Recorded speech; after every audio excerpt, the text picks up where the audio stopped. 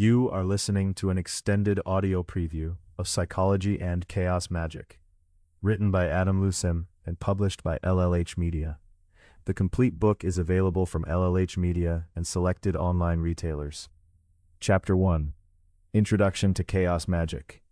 Chaos Magick is an enigmatic and often misunderstood branch of Western occultism, arising in the late 20th century and rapidly gaining a reputation as one of the most flexible and pragmatic approaches to magical practice. Unlike the more rigid ceremonial systems that preceded it, Chaos Magick is characterized by its fluidity, its skepticism toward dogma, and its willingness to adopt and adapt virtually any belief or technique if it proves effective. This chapter will chart the origins of Chaos Magick, explore its philosophical underpinnings, and introduce the core principles that have come to define this radical and influential movement. To appreciate the emergence of Chaos Magick, it is helpful to understand the context from which it arose. The late 19th and early 20th centuries saw a flourishing of Western esotericism, with organizations like the Hermetic Order of the Golden Dawn, the Theosophical Society, and Aleister Crowley's Ordo Templi Orientis shaping the landscape of occult thought. These groups offered elaborate systems of ritual, symbolism, and metaphysical doctrine, drawing from a tapestry of sources including Kabbalah, Hermeticism, Eastern philosophies, and Christian mysticism. The Golden Dawn, for example, prescribed a hierarchical order of initiations, each with its own rituals, oaths, and study materials, while Crowley's Thelema combined ceremonial magic with a philosophy of radical personal freedom. By the mid-20th century, however, some practitioners began to feel that these traditions had become ossified and dogmatic. The rituals grew ever more elaborate, the symbolism increasingly arcane, and the focus on lineage and authority often overshadowed the pursuit of direct spiritual experience. Against this backdrop, a new generation of magicians began to question the necessity of tradition for its own sake. They asked a simple, yet revolutionary question: what if the efficacy of magic lies not in the specific forms or symbols employed, but in the underlying psychological processes that empower them? It was in this climate of experimentation and skepticism that Chaos Magick was born. The movement traces its roots most directly to the writings and practices of Peter J. Carroll and Ray Sherwin, two British occultists who, in the late 1970s, began to distill a new approach to magic in the pages of the magazine The New Equinox, and later in books such as Carroll's Liber Null and Psychonaut, drawing inspiration from figures like Austin Osman Spare, a maverick artist and occultist who emphasized the importance of personal gnosis and the power of belief. Carroll and Sherwin articulated a vision of magic that was stripped of unnecessary trappings and open to constant innovation. At its heart, Chaos Magick is a method rather than a doctrine. It is an approach to magical practice that values results over orthodoxy, experimentation over tradition, and adaptability over dogma. The defining principle of Chaos Magick is the primacy of belief as a tool rather than a truth. In this paradigm, beliefs are not immutable truths to be defended, but instruments to be wielded and discarded as circumstances require. The magician becomes a psychonaut, navigating the shifting landscapes of consciousness, adopting and shedding beliefs with the same ease that an actor dons and removes costumes. This attitude is encapsulated in one of the central aphorisms of Chaos Magick: nothing is true, everything is permitted. This phrase, often attributed to Hassan-i Sabbah, the legendary old man of the mountain, is less a license for anarchic behavior than a statement about the fluidity of perception and the constructed nature of reality. For the chaos magician, reality is not a fixed given, but a malleable field shaped by attention, intention, and belief. This stance draws as much from postmodern philosophy as it does from esotericism, aligning with thinkers like Robert Anton Wilson, who delighted in exposing the ways in which consensus reality is shaped by unexamined assumptions and cultural conditioning. The practical implications of this worldview are profound. In Chaos Magick, the effectiveness of a ritual or symbol depends not on its historical pedigree, but on the degree to which the practitioner can invest it with personal meaning and emotional energy. This is a marked departure from traditional systems, which often insist on precise adherence to inherited forms. Instead, chaos magicians are encouraged to create their own rituals, invent new symbols, and borrow freely from any spiritual or psychological system that resonates with their aims.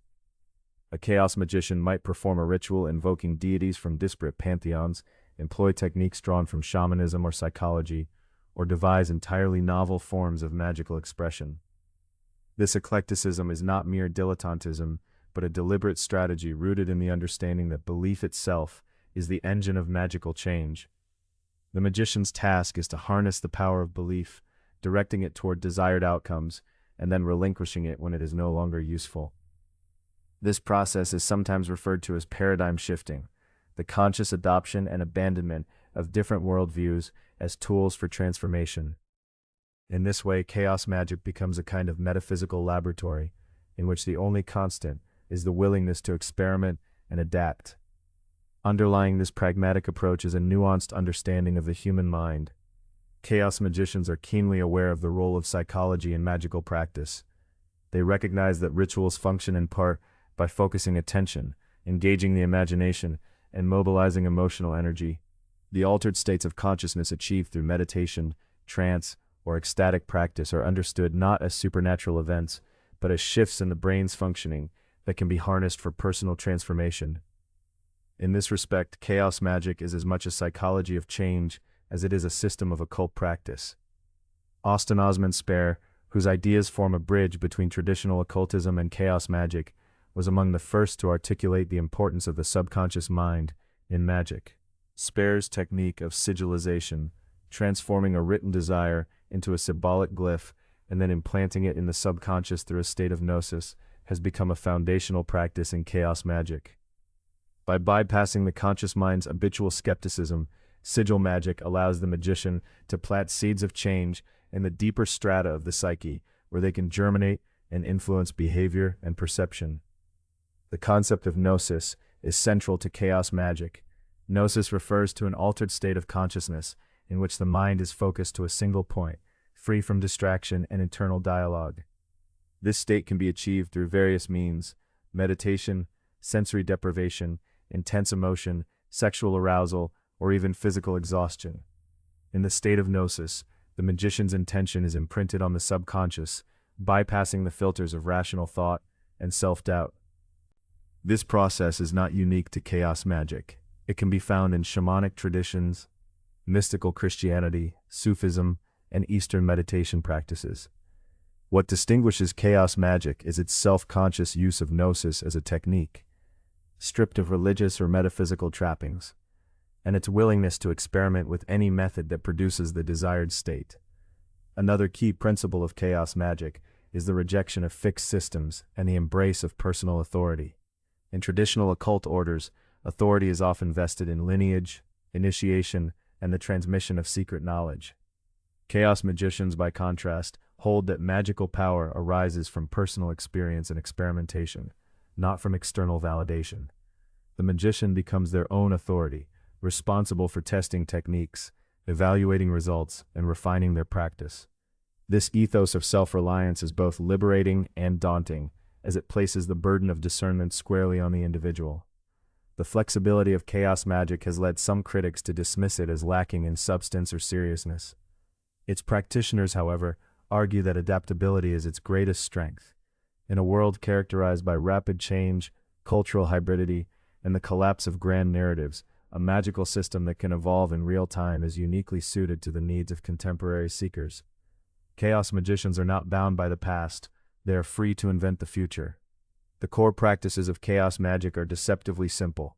They include the creation and charging of sigils, the use of meditation and trance states, the construction of personal rituals, and the cultivation of altered states of consciousness. While these techniques may resemble those found in other magical traditions, they are employed with a distinctively pragmatic and experimental mindset. The goal is not to conform to an external standard, but to achieve tangible results, whether those results are material, psychological, or spiritual. One of the most controversial aspects of chaos magic is its attitude toward belief. In most religious and magical systems, belief is treated as a fixed asset, a set of truths to be accepted and defended. In chaos magic, belief is a tool to be wielded and discarded as circumstances require. This approach is sometimes described as belief as a technology or belief engineering. The magician learns to adopt beliefs provisionally, testing their effects and discarding them when they cease to serve. This fluidity can be unsettling, as it challenges the deep-seated human need for certainty and stability. Yet it also offers a powerful means of self-transformation, freeing the practitioner from the limitations of inherited dogmas and enabling them to shape their own reality. This emphasis on belief as a tool is closely linked to the concept of paradigm shifting. In the language of chaos magic, a paradigm is a set of beliefs, symbols, and practices that define a particular worldview. Paradigms can be religious, scientific, magical, or purely personal. The chaos magician learns to shift between paradigms at will, adopting the beliefs and practices that are most effective for a given purpose. This process is akin to the way a scientist might adopt different models to explain different phenomena, or the way an artist might experiment with different styles and media. The key is flexibility, the ability to move fluidly between different ways of seeing and acting in the world. This attitude toward belief and paradigm is not without its risks. The freedom to invent and change paradigms can lead to a sense of disorientation or rootlessness, especially for those accustomed to the certainties of tradition. Chaos magicians acknowledge this danger and emphasize the importance of self-awareness and discernment. The goal is not to become lost in a sea of relativism, but to develop the capacity to choose and shape beliefs consciously, rather than being unconsciously shaped by them. The relationship between chaos magic and psychology is a complex and evolving one. From its inception, chaos magic has drawn upon psychological theories and techniques, recognizing the deep connections between magical practice and the workings of the mind. The influence of Jungian psychology is particularly evident, with its emphasis on archetypes, the collective unconscious, and the process of individuation. Chaos magicians often see their work as a form of self-exploration and transformation, using magical techniques to access and integrate hidden aspects of the psyche. At the same time, chaos magic is wary of reducing magic to mere psychology. While it acknowledges the central role of the mind in magical practice, it insists on the reality of magical effects, whether those effects are understood as psychological, synchronicitous, or even physical. This tension between psychological and metaphysical explanations is a recurring theme in the literature of chaos magic, and practitioners are encouraged to explore both perspectives, adopting whichever proves most effective for their purposes. Another distinguishing feature of chaos magic is its embrace of play and creativity. In contrast to the often solemn and hierarchical atmosphere of traditional occult orders, chaos magicians approach magic with a spirit of experimentation and humor. They delight in paradox, inverting symbols and subverting expectations. This playful attitude is not merely frivolous. It serves a practical function by disrupting habitual patterns of thought and opening the mind to new possibilities. By refusing to take themselves too seriously, chaos magicians avoid the pitfalls of dogmatism and fanaticism that have plagued other magical movements.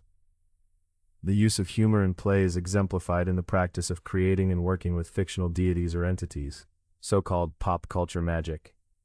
A chaos magician might invoke the spirit of a comic book character, a figure from mythology, or even a completely invented being, treating them as real for the purposes of the ritual.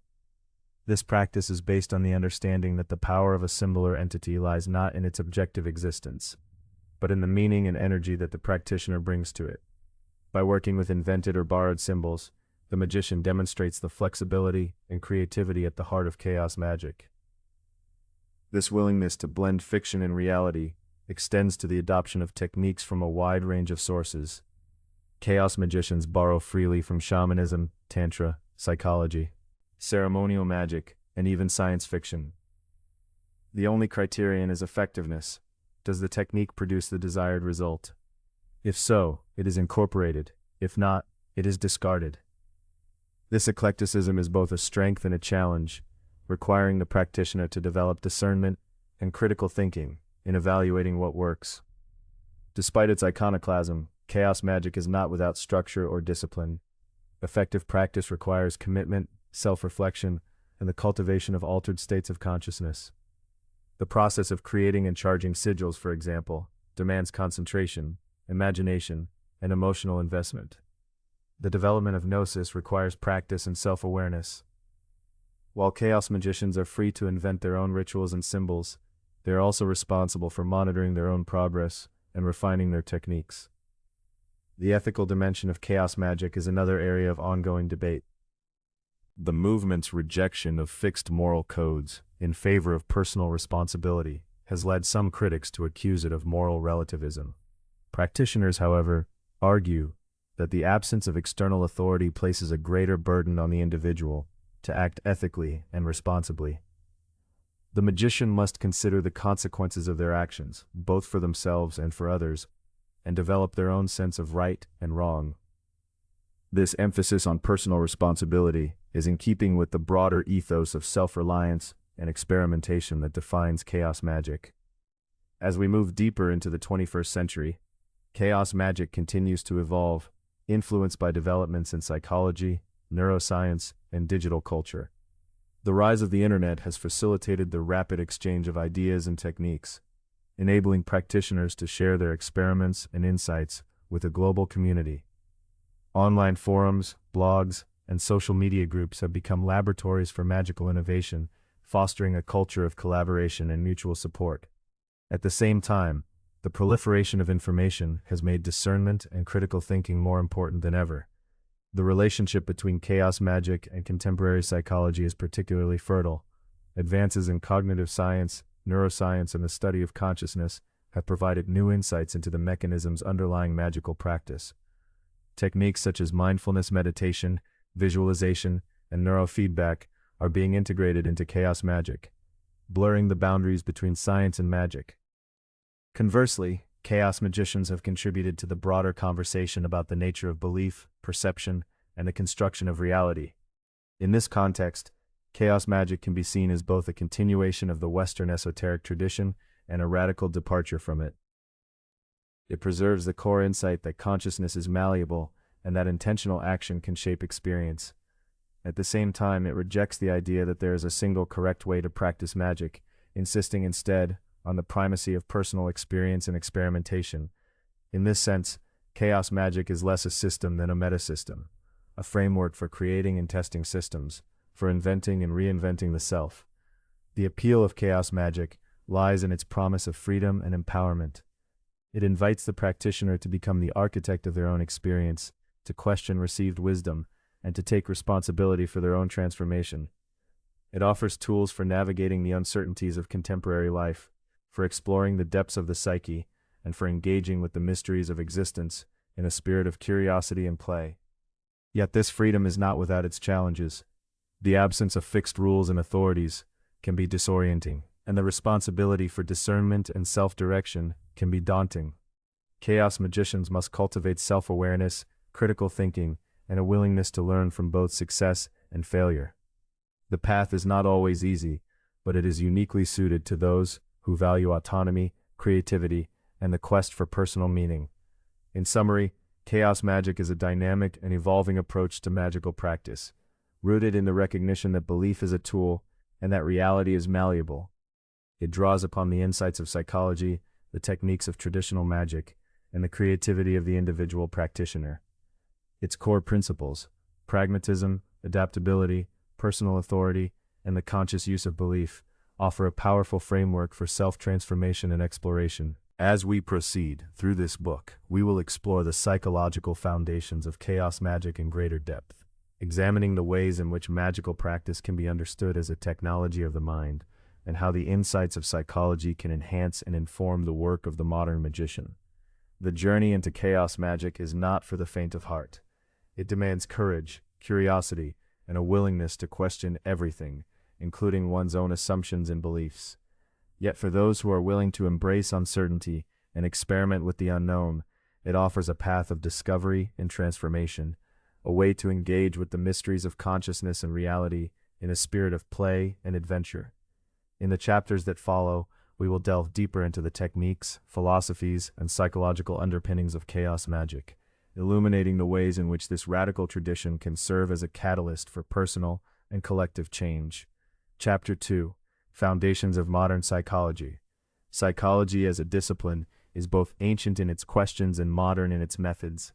To understand the ways in which psychological principles intersect with the practice of chaos magic, one must first gain a firm grasp of the foundations of modern psychology. This chapter aims to introduce the key concepts in psychology that are most relevant to magical practice: consciousness, perception, cognition, emotion, the unconscious, personality, and the mechanisms of change.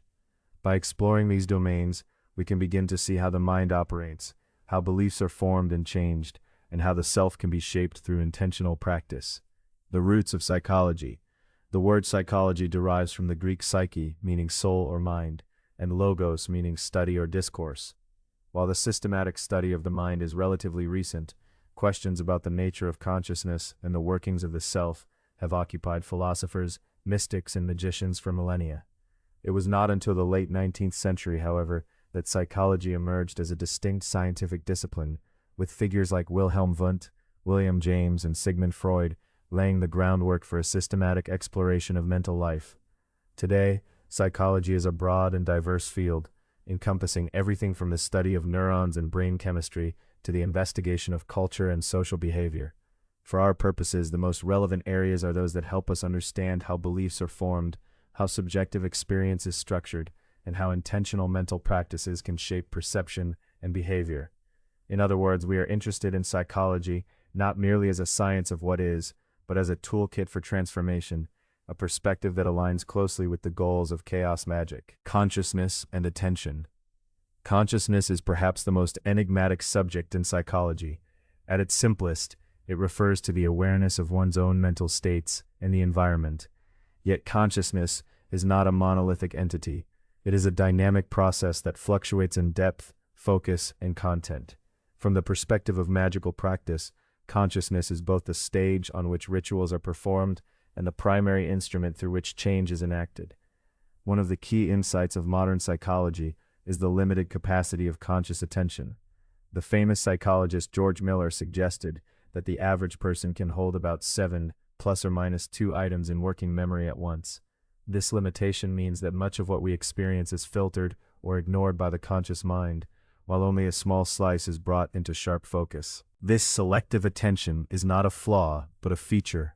It allows us to concentrate on what is most relevant and to ignore distractions. In magical practice, the ability to focus attention is paramount. Rituals, sigillization, and meditation all rely on the practitioner's capacity to direct consciousness toward a specific goal or symbol, often to the exclusion of all else.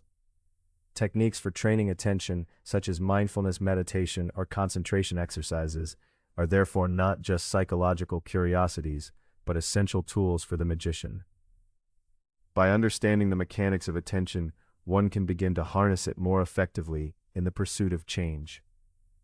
Perception and reality. Perception is the process by which sensory information is interpreted by the brain to create a coherent experience of the world. Far from being a passive reception of data, perception is an active construction, shaped by expectations, beliefs, and prior experiences. The psychologist Richard Gregory famously argued that perception is a form of hypothesis testing, in which the brain constantly generates predictions about the world and updates them in light of new information. This insight has profound implications for magic.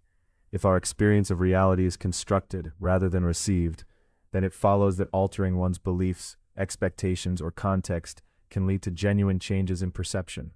This is not to say that one can simply will the laws of physics to change, but rather that the boundaries between subjective and objective reality are more permeable than commonly assumed.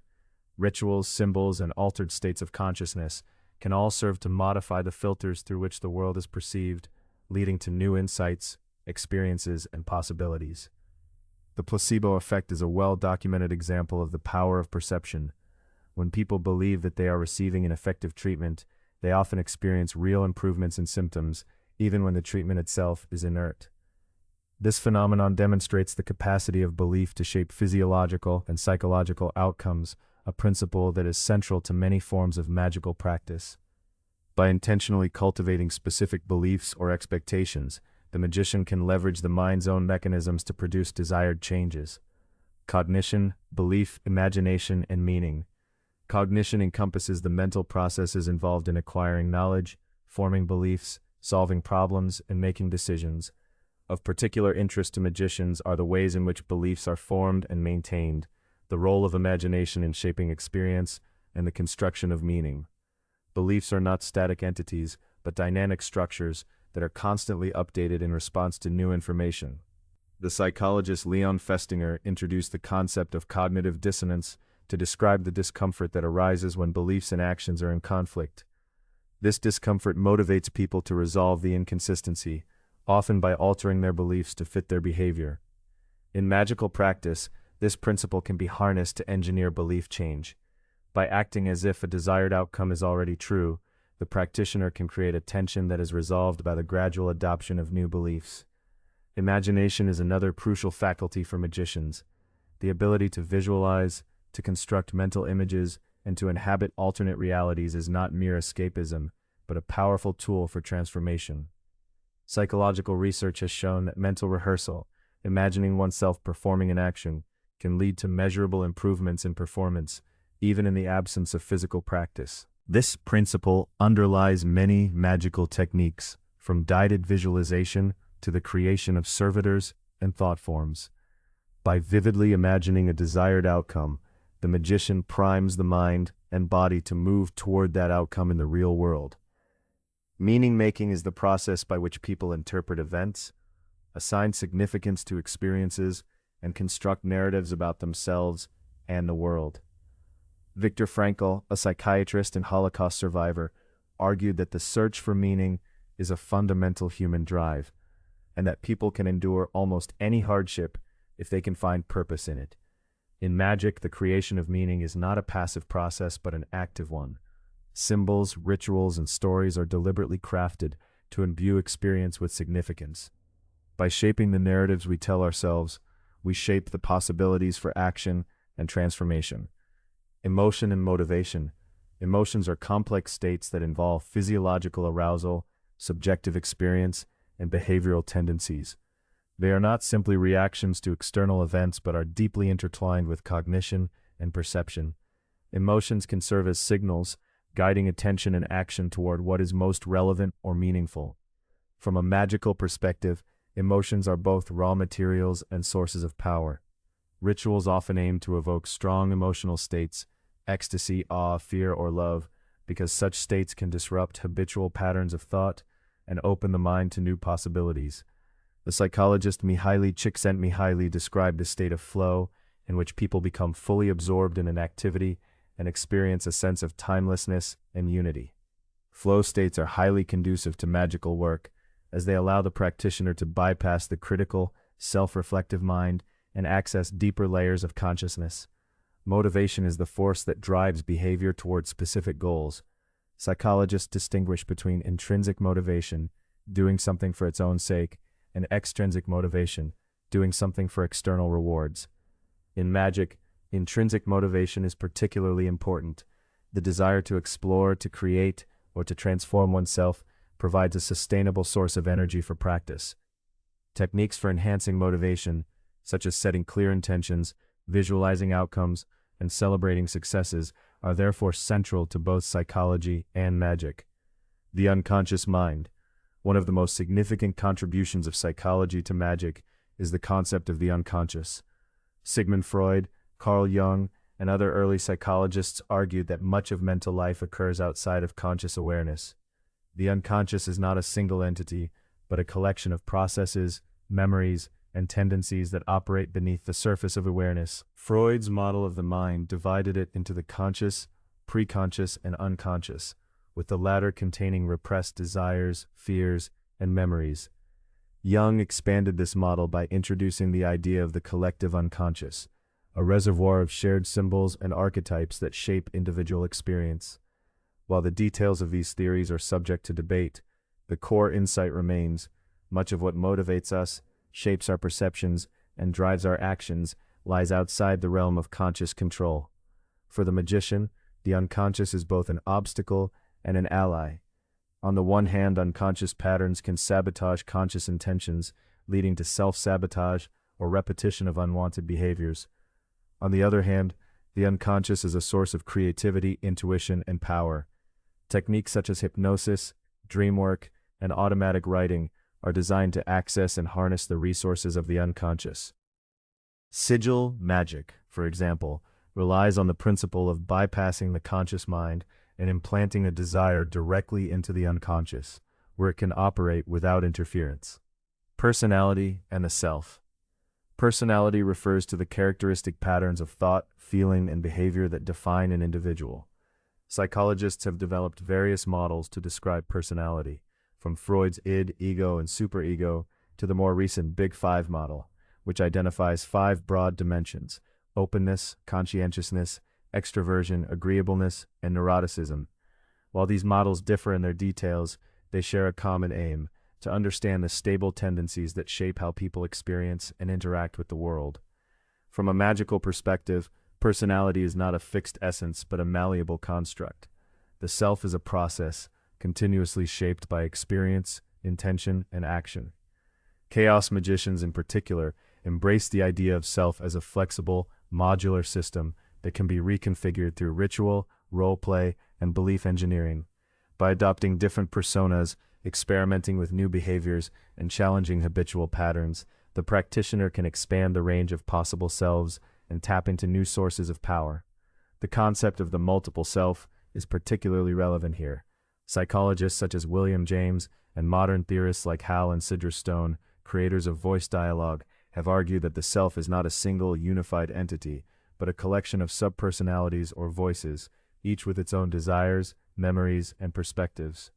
In magic, this insight is harnessed through techniques such as invocation, evocation, and aspecting, which allow the practitioner to temporarily inhabit different facets of the self. By learning to move fluidly between these aspects, the magician gains greater flexibility and resilience. Mechanisms of change. At the heart of both psychology and magic is the question of how change occurs. How do beliefs shift, behaviors transform, and new patterns emerge? Psychologists have identified several key mechanisms of change that are highly relevant to magical practice. One of the most influential models is Kurt Lewin's theory of change, which describes the process as a cycle of unfreezing, changing, and refreezing. Unfreezing involves disrupting existing patterns and creating a readiness for change. Changing is the process of adopting new behaviors or beliefs, and refreezing is the stabilization of the new pattern. In magic, rituals often serve to unfreeze habitual patterns by creating a liminal space, invoking altered states, and symbolically dissolving old structures before introducing new intentions and consolidating them through repetition and reinforcement. Another important mechanism is the use of suggestion and expectation. A pioneer of hypnotherapy demonstrated that subtle suggestions can lead to profound changes in perception, emotion, and behavior. Magical rituals often employ suggestion through symbols, language, and sensory cues to create expectations of change, which the mind then realizes through its own processes. Repetition and reinforcement are also central to change. Habits are formed through repeated action, and new neural pathways are strengthened each time a behavior is enacted. In magic, the use of daily rituals, affirmations, and other repetitive practices serves to ingrain new patterns at both the conscious and unconscious levels. Finally, the concept of state-dependent learning is highly relevant. Psychologists have found that information learned in a particular state of consciousness, such as relaxation, excitement, or trance, is more easily recalled and enacted when the person returns to that state.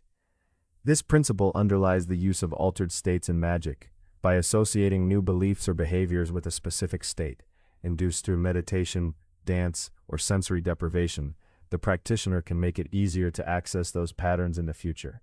The role of language and symbols. Language is not merely a tool for communication, but a powerful medium for shaping thought and experience. The Sapir-Whorf hypothesis, for example, suggests that the structure of language influences the way people perceive and conceptualize the world. While the strong form of this hypothesis is controversial, there is ample evidence that language affects memory, attention, and categorization. Magic makes extensive use of language. Incantations, affirmations, and spells are all linguistic acts designed to produce change. The careful selection and repetition of words can focus attention, evoke emotion, and trigger associations in the unconscious. Symbols, likewise, are concentrated packets of meaning that can bypass rational analysis and speak directly to deeper layers of the mind. The magician's art is, in part, the art of manipulating language and symbols to create new realities. The power of ritual. Ritual is a universal feature of human culture, serving to mark transitions, reinforce social bonds, and create meaning. From a psychological perspective, rituals work through several mechanisms. They provide structure, focus attention, evoke emotion, and facilitate entry into altered states. Research has shown that even simple arbitrary rituals can reduce anxiety, enhance performance, and increase a sense of control. In magic, ritual is both a means and an end. The deliberate performance of symbolic actions, often in a prescribed order and with heightened attention, serves to signal to the mind that something significant is happening. This ritual frame helps to suspend ordinary beliefs and open the practitioner to new possibilities. By participating in ritual, one enters a liminal space, a threshold between the ordinary and the extraordinary, where change becomes possible. Altered states of consciousness. Altered states of consciousness are mental conditions that differ markedly from ordinary waking awareness. These include states induced by meditation, trance, hypnosis, sensory deprivation, intense emotion, or psychoactive substances. Psychologists have long been interested in these states, both for their therapeutic potential and for what they reveal about the mind. From a magical perspective, altered states are valuable because they disrupt habitual patterns of thought and open the mind to new associations and possibilities. Techniques for inducing altered states, such as breathwork, drumming, chanting, or the use of entheogens, are found in nearly every magical tradition. In these states, the boundaries between self and world, subject and object, can become fluid, allowing for experiences of unity, revelation, or transformation. Research on hypnosis, for example, has shown that people in a hypnotic trance are more open to suggestion and can experience changes in perception, memory, and even physiology. Similarly, studies of meditation have documented changes in brain activity, emotional regulation, and self-perception. These findings support the idea that the mind is far more plastic and malleable than previously assumed, a principle that magicians have exploited for centuries. The social dimension of mind. While much of psychology focuses on the individual, it is important to recognize that the mind is shaped by social context. Human beings are inherently social creatures, and our beliefs, values, and behaviors are profoundly influenced by the groups to which we belong. Social psychology examines phenomena such as conformity, obedience, groupthink, and the power of social roles. For magicians, the social dimension is both a resource and a challenge. On the one hand, group rituals, shared symbols, and collective beliefs can amplify the power of magical practice, creating a sense of connection and shared purpose.